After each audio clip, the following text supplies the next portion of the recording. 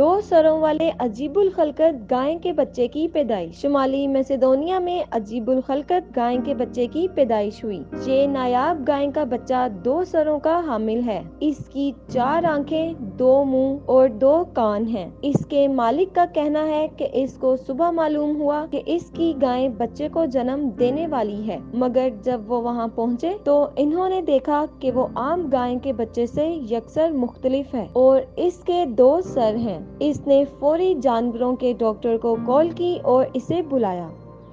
Doctor نے بتایا کہ 2 سروں کا یہ حامل گائے کا بچہ ایک جینیاتی بیماری پولیسیفیلی کا شکار ہے۔ اس بیماری کے شکار جانور 2 سر کے حامل ہوتے ہیں۔ اس جینیاتی بیماری میں جانوروں کے دونوں سروں میں موجود دماغ الگ الگ اعضاء کو کنٹرول کرتے ہیں، تاہم دونوں میں آپس میں رابطہ ہوتا ہے۔